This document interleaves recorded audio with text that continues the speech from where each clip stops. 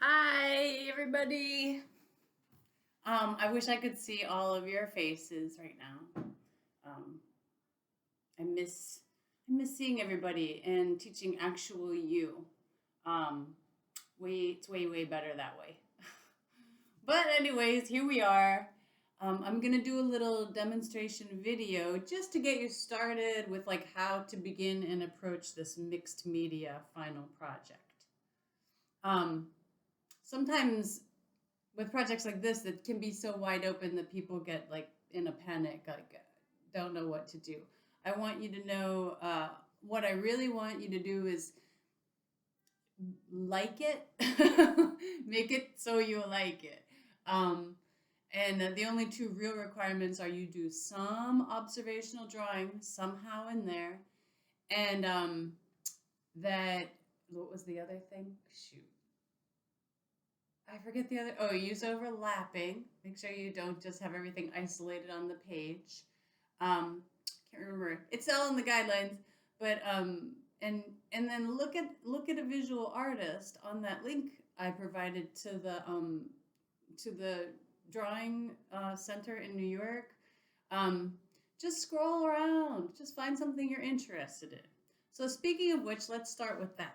So the artist I picked as the demonstration is Kristen Lamb, or Kirsten rather.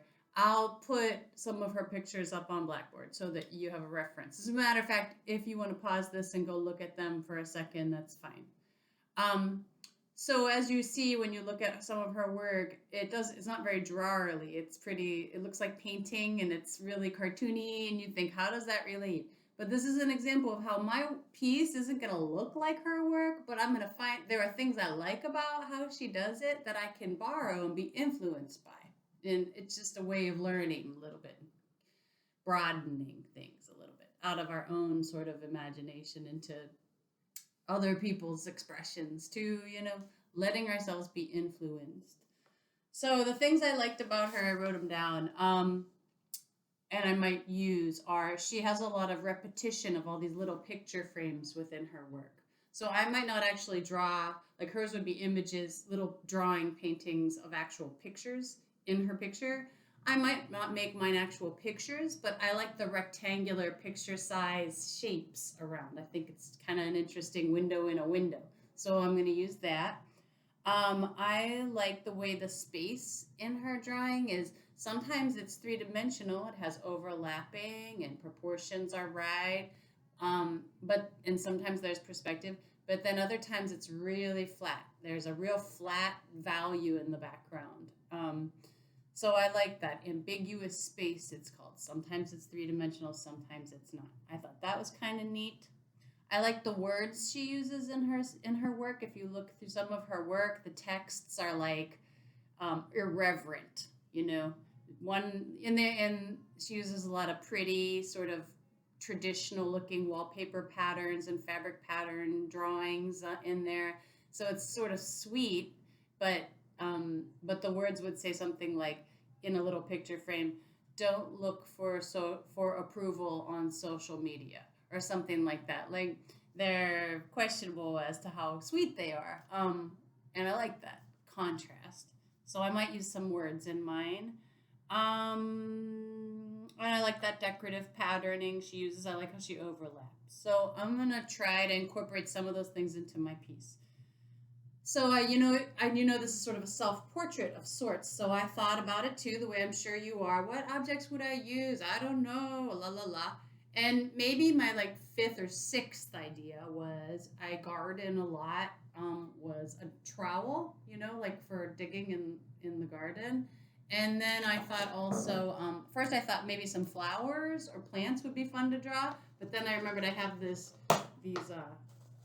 beans that I saved, for the seeds from some beans I grew last year, and they're kind of interesting, and they make a cool line, and they might make a neat tangle. So those, and they're kind of ugly, but they're also kind of mm, would be fun to draw. Um, and then I thought maybe this ceramic bowl I made a long time ago. A bowl is like just an interesting form to me, and I think it relates to the sort of value and stuff of the bean. It's a natural material.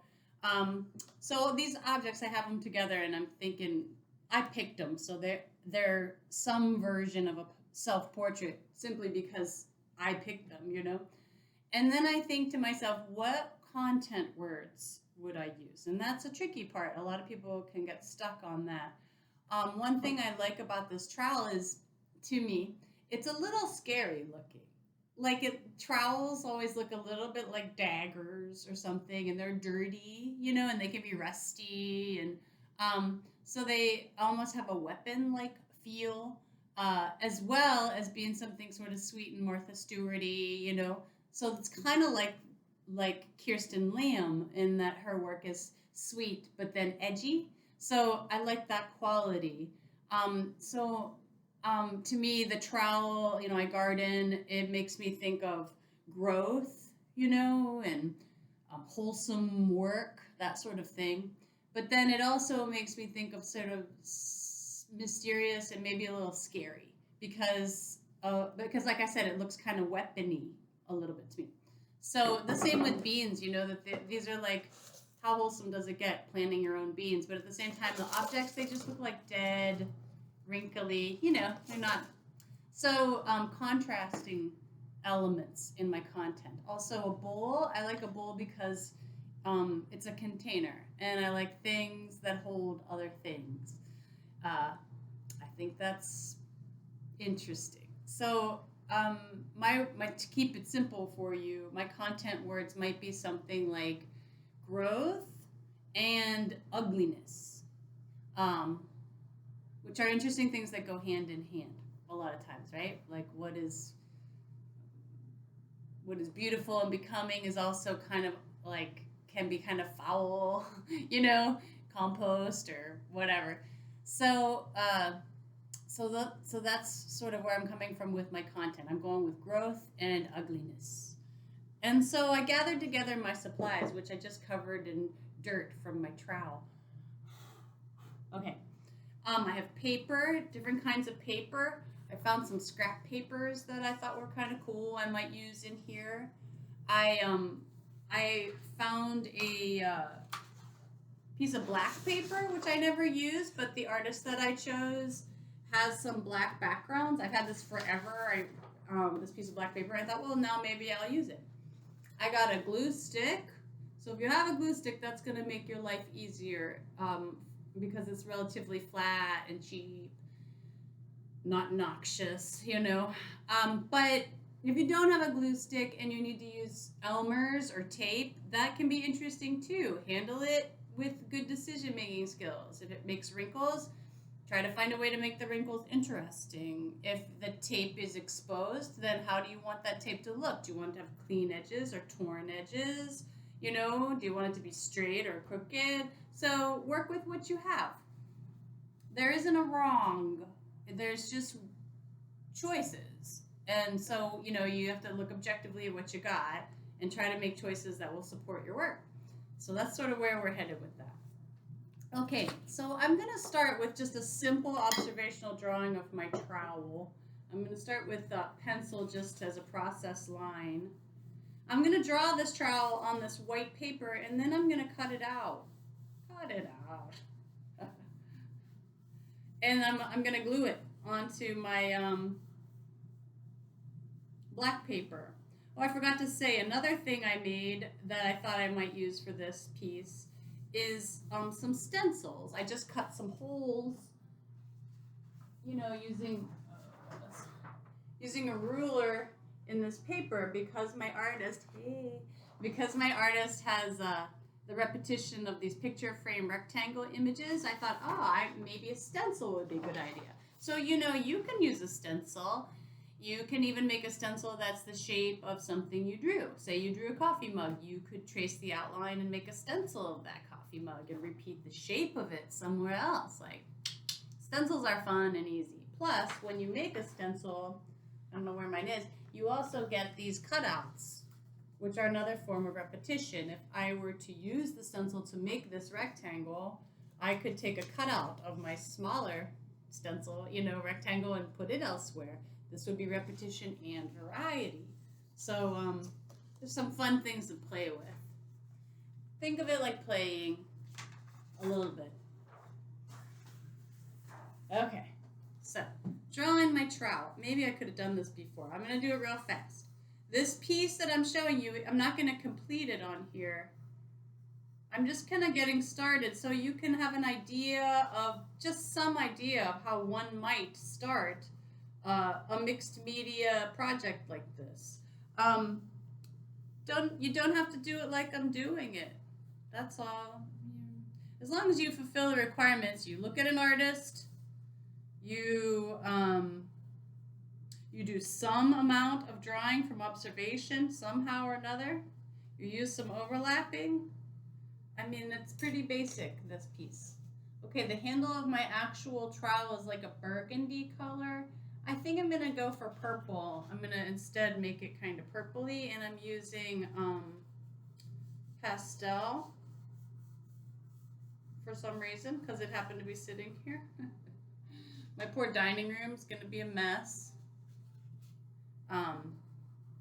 The foundation students were lucky. They had my video for foundation drawing had some cat cameos. My cats came and sat in the middle of the still life. So that's one for the record.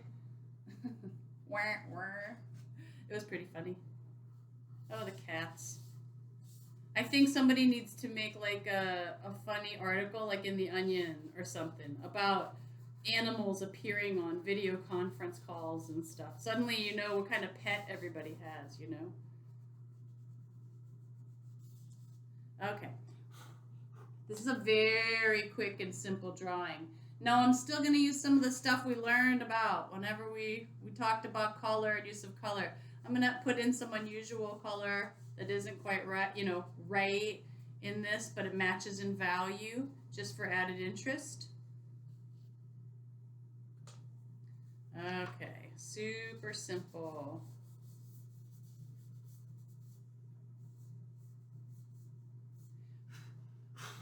Oh, I know you're not supposed to blow pastels, right? And I just did that. Oh, well. Don't breathe it in. Oh, wait, it won't bother you. You're out there in video land.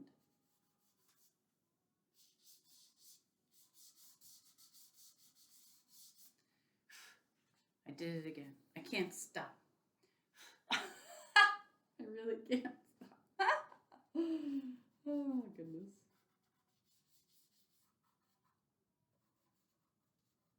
Okay, that's good enough. This is like a very simple drawing of my trowel. It's not very dirty looking. I might like add the dirt somehow later. Maybe I'll use like coffee grounds, you know? That's the fun about mixed media. You suddenly have to see all this stuff that you ordinarily use one way and you think, oh, could that be a symbol, of something in my art?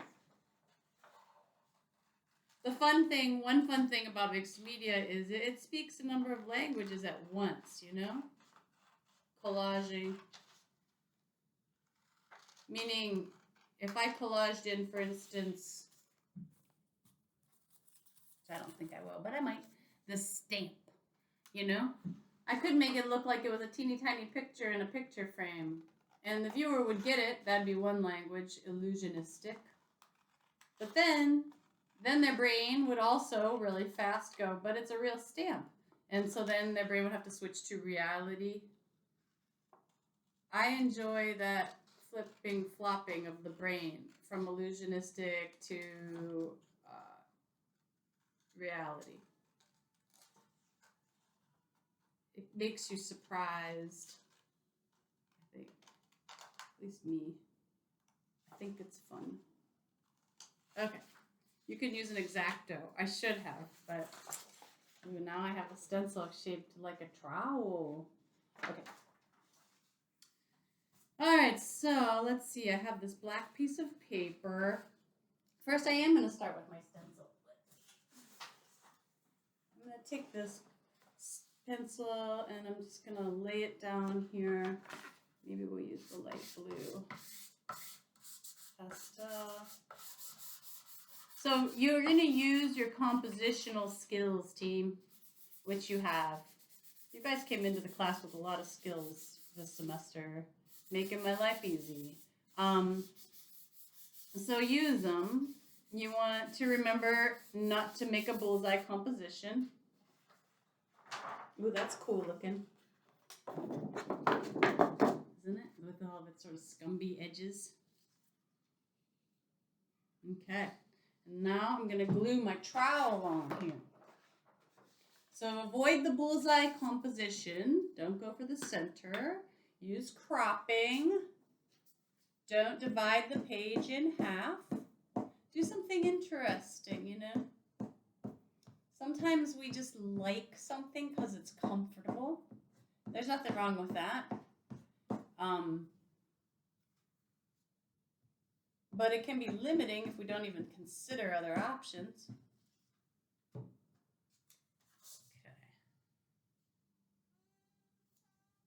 So, because this is pastel, I'm going to lay this paper down and press.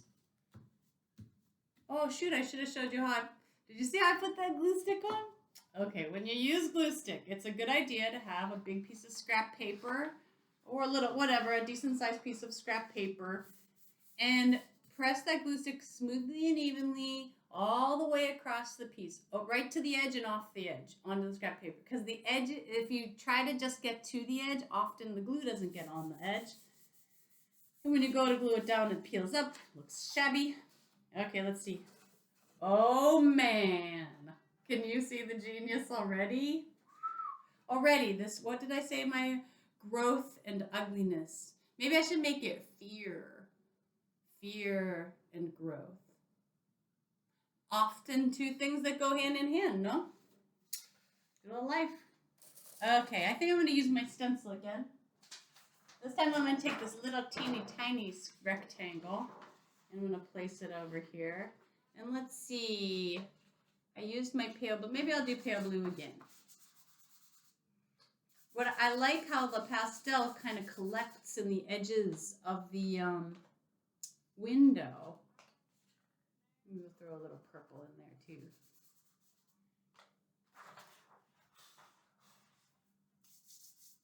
Okay. Looking good. So you can see this is how I'm beginning. I don't have a great big plan. I have things around me that I think I could use. I'm overlapping. I'm going to, like, I know for sure I have to refer to my artist. And so I planned a couple ways I could do that. I know for sure I have to draw from observation. So I started with that because I think that's kind of an easy way to begin. And then, I thought, oh, that stencil's a neat idea. Maybe you have string or ribbon that relates that might be interesting. Or, everyone's pieces are different. Maybe you like when artists like tear away the paper and it looks like you're peeking through. Have a couple of tricks up your sleeve you're gonna use. And then let yourself place things and respond to what you do. If you start off with a big plan, things almost never, I'm going to say, look the way you think they're going to look, unless it's a medium you've worked with for like a long time and you really understand. So for that reason, in mixed media, it can be fun, it can be helpful to not start with a concrete plan. It's just a different approach. Give it a shot. Some artists do the concrete plan and they do it, and that's their method. Everybody has their own method. It's just like writing, 1,000 styles of writing, So just try this one. Give it a shot. Let's see. Okay, so like I said, I make some choices and then I stand back and I look at my piece and I think, what does it need? Now I want to use these beans and I have some colored pencil. I'm going to pick some unusual colors here. And I'm still thinking of my content, growth and fear. But I feel like the black paper kind of lends enough mystery. Okay, now I'm going to draw right on top of this thing. I'm going to use cropping. This is like almost a contour line drawing, I'll say. And I'm playing around with proportion. I'm making one really big, one of these bean pods. And I'm really looking hard. I don't know if it's a parrot from where you're sitting, but when you draw from observation, uh, it is literally more than half of the process is looking. Drawing some of them big, some of them little. I'm making sure I use overlapping. If you use overlapping, it will create unity. I always say, if you had sitting on the table one apple, one pair of scissors, and one envelope, and they were 3 feet apart, you wouldn't think they had anything to do with each other. You would just think those are 3 objects on the table. But if they were all pushed together, so they were actually touching each other, and one was in front of the other and one was behind the other, instantly you would be powerless over your brain's desire to make a story as to why those go together. And that is unity. Suddenly you would think, like, wonder why those are all together. You're putting them together in your mind. They are together on the page by touching. So that is unity in action. It is the surest fire way to create unity, to make stuff feel like it goes together, is making it touch and overlap visually. Okay, I'll show you what I'm doing here. Can you see that? My beans are like floating around, all different sizes. I'm gonna make a pile of them, I think. Let's see. Now I'm kind of forgetting about my artist, but that's okay. You know, not totally forgetting, but I'm veering off onto my own thing for a little while. And then maybe I'll step back and look at the piece and think, okay, and look more at her work again, which is hard because it's on my computer, which is where we're taping. Okay, we're at 22 minutes. I'll just do this for a couple more minutes.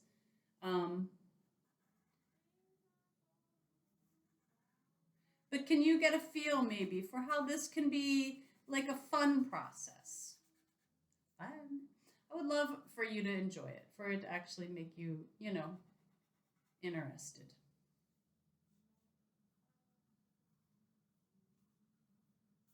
Filling in some of the beans. Another thing I like about that artist is, like I said, her use of writing, handwriting.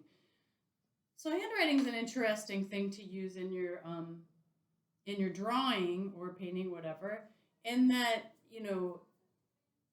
drawing representational stuff, maybe even arguably any stuff, even just areas of color or line or abstract stuff, is like creating a symbol. Like, these are not real. They live in a pictorial world.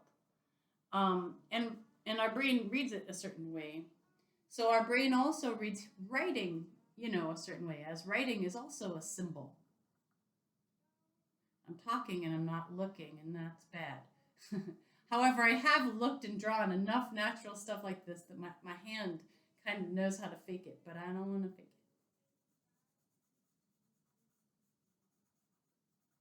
it. Okay. So I think when you use a number of languages like that, verbal languages with symbolic languages, again, it's another fun experience for my brain, to engage our minds. We have to switch tracks, and then they become unified, because there they are on the page, and create different meanings than we would ordinarily derive. Okay. I don't want to make you sit here and watch me draw bean pods. So I'm drawing these guys, a few more, making them float through space here.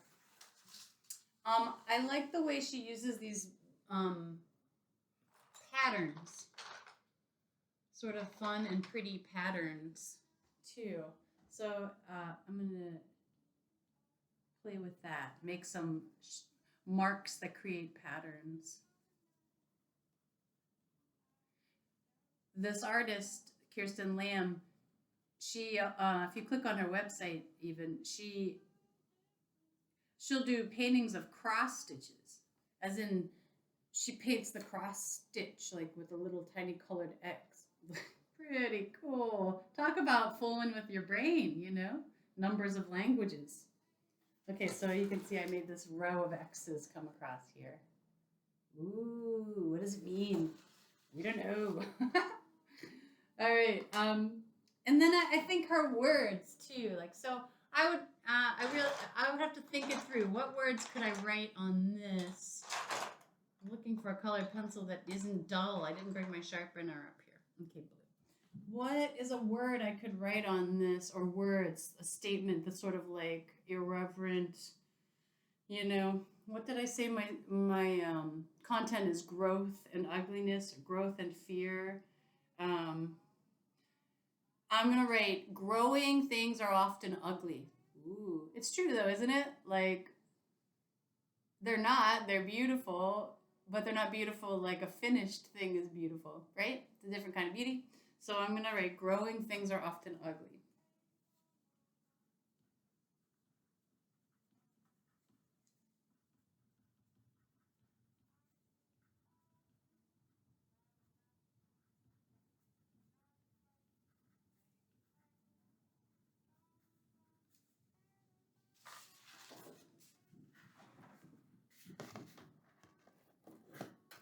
Can you see it? It's in there in pencil. So this piece isn't finished.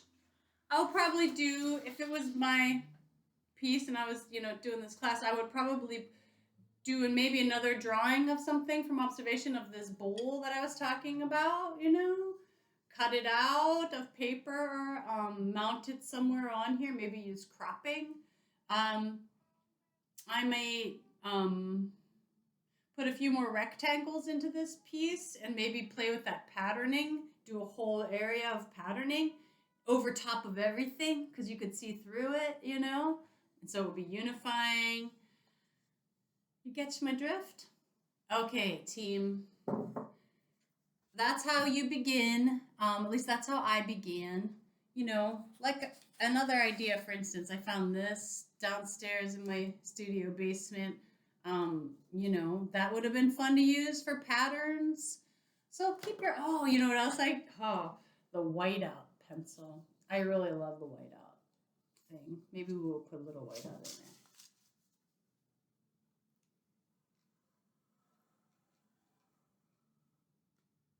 there. Ooh, dude.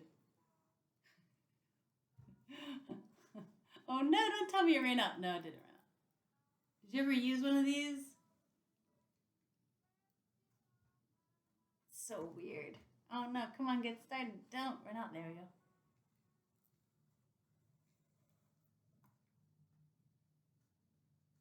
Ah. So, what one thing that I'm doing that helps this come together is I'm using compositional decisions. This trowel is going this way. I mean, I've looked at a lot of different work and I'm old, so a lot of times, so it's probably in my brain, but you have it in your brain too, where you think like directional lines.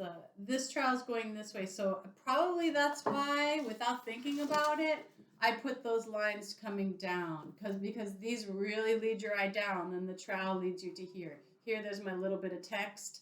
There's some bean lines moving us back over. So stop periodically and step back and analyze, where your negative space is, where the eye is moving around the page.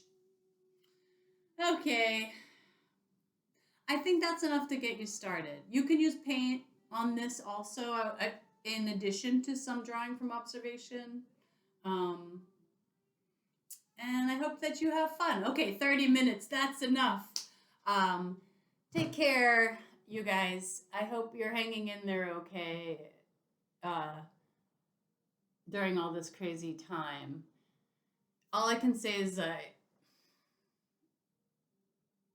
already said it in that post I put on their Blackboard. You're normal. This is just really weird. So I like taking everything one day at a time. Don't try to think about too big of a picture or too far ahead, or even how much work you have to do or don't have to do or whatever. Just focus to one day at a time. That's a manageable amount, and that's the only way you can really do anything anyway, right? You can't do anything tomorrow. You're not there. So so try to just slow down, shrink the list a little bit, manageable. All right. Take care. Um and that's it. I'll see you on your PowerPoints. No cat cameos. Oh well. Okay. Bye.